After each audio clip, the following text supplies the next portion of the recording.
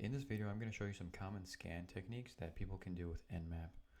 These are going to be predominantly TCP scans, but we may do some UDP scans as well. So the first, and which is honestly the tried and true, is a stealth scan, which is a -SS.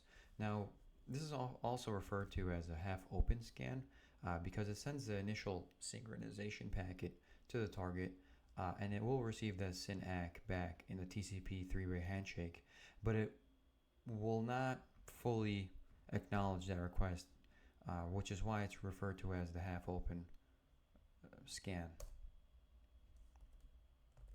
So that was pretty quick, and it should be quick because it is a half scan. The next one is a full TCP connect, so it will fulfill the three-way handshake, and that's going to be, let's actually just do that and go here. So that one's going to be a -ST.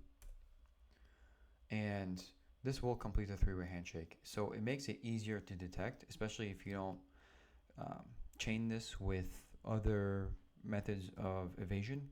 For example, maybe changing the timing, maybe adding some jitter, or using using some other variability in the form of a script.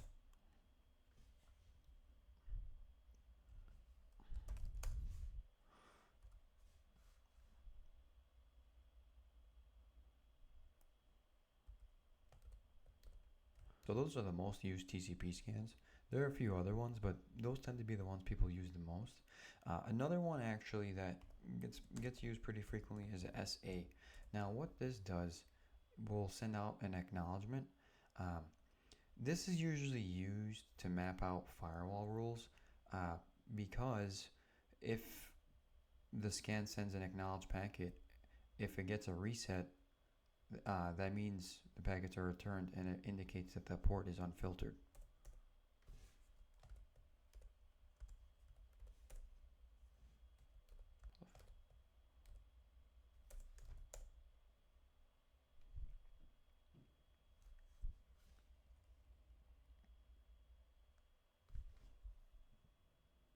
Now these are kind of special TCP scans. The first one is a TCP null scan. Now with this, it's going to send packets that have no flags set. So what this does is any closed ports respond with the reset, while open ports are going to ignore that packet. So this is going to be one way to distinguish if a port is open or closed, because the closed ports are going to be responding with a reset, while the open ports are going to just ignore this null scan.